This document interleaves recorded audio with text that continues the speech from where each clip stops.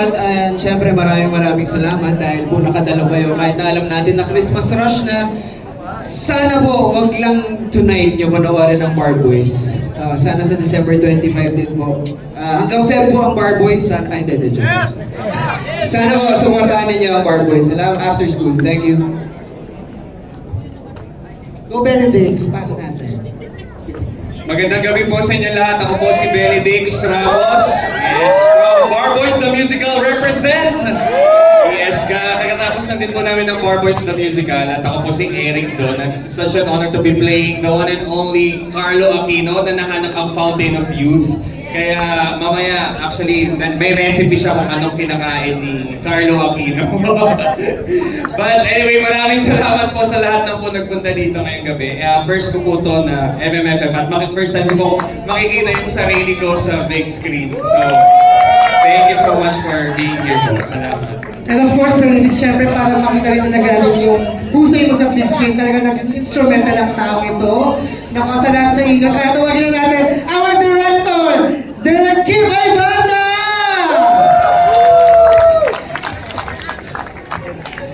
And dito na si Direk Kim, ayan. Hi Direk! Direk, bumati ka naman sa ating mga friends na dito ngayon, ating mga kabarkada. Hello guys! Wow, what a journey for our film. 8 years, bago nagka-sequel.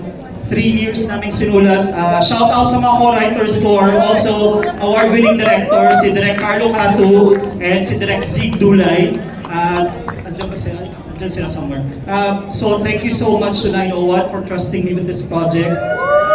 And sobrang thank you sa cast ng Bar Boys for giving it your all, giving it your heart. And sa totoo lang, naging magtutropa kami lahat. Naging super close friends kami, parang kami pamilya sa set. Kaya nakita nyo naman yung float namin, naging party float, and nasira siya dahil sa sobrang saya at sobrang pamilya na talaga kami. And hopefully, 8 years from now, friends pa rin kaming lahat. So, help us spread the word. Kung gusto nyo yung pelikula, post about it, tweet about it, tell your friends about it. Kung hindi nyo magustuhan yung pelikula, invoke your right to self-incrimination. Sige, thank you so much for coming. We appreciate it. Thank you. Of course, pakinggan naman sabihin ng mga OG Bar Boys natin, Rocco Docino. Thank you sa lahat na pumunta. Maraming salamat sa friends and family na nandito para sumuporta. And inaasahan namin ang tulong ninyo. Balita ko sa Robinsons, sa mga taga-Robinsons dito, madamihin nyo mga cinemas nyo na may Bar Boys and help us spread the good word about this film. Hindi nyo kailangan panoorin ng Bar Boys 2017. 2017 is a standalone film, magugustuhan ninyo at aasahan po namin supportan ninyo. Thank you very much! Enjoy the film! Kian! Magandang gabi sa inyo lahat. Gusto kong magpasalamat sa inyo sa pagpunta ngayong gabi sa Oro. Napaka-precious nyo ng oras para panoorin tong pelikula namin na Bar Boys After School. So sana panoorin natin ang masaya at iba tong shared experience. Special sa akin tong gabi na to. Gusto ko lang sabihin, kasama ko itong malulupit na mga artists na nandito, malulupit na director, na producer. Nandito ang asawa ko at pamilya ko. So, this is really a special thing for me. So thank you. Let's enjoy the ride and see you. Enzo Pineda!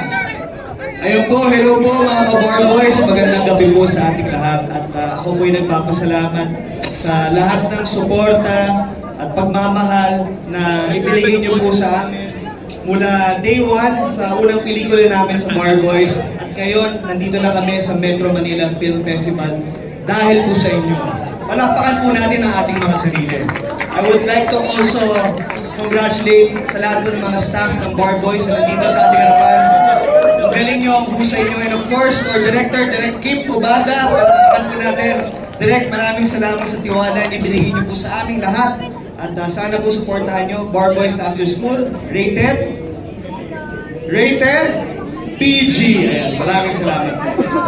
Alright, and of course, pakinggan naman natin naman sabihin ng ating mga producers, Sir John Galvez, Sir Leo Liban, and Sir Carlos Ortiz. Quick message lang po sa ating mga buong team ng Bar Boys After School. Hello po. Hello po. Thank you sa 901 Studios interns, 901 Studios, Barboy staff, fandoms, Robinsons, lahat kayo, guests, everyone, thank you. Hindi namin magagawa to kung wala kayo, mga chosen family namin and our real families. Thank you. Thank you, Direk Kip, for trusting us with your story. Direk Zig, Direk Carlo, for the help, Direk Jay. Sa inyo lahat na nandito sa stage and nandun sa mga buhay, manawan ko kayo lahat. Thank you. Hello? Ayun.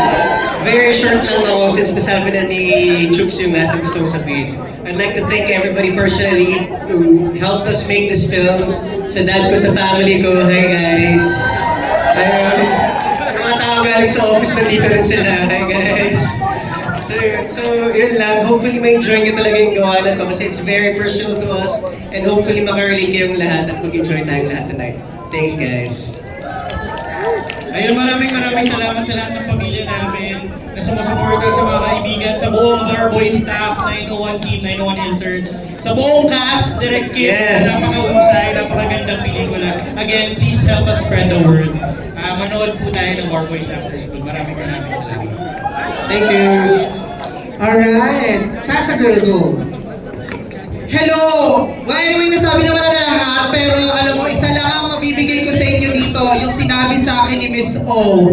Tapangan nyo lang, dahil yun ang essence talaga kung bakit tayo nagsama-sama dito, no? So, yes, tapangan lang natin lahat. This is not about being MMFF, this is not about kung gusto namin kumita or what, gusto namin kayong patapangin lahat. Yeah, such a powerful statement from, of course, Miss Odette Can. Yes, thank you so much. One group photo na tayo sa stage. Thank you so much, everyone.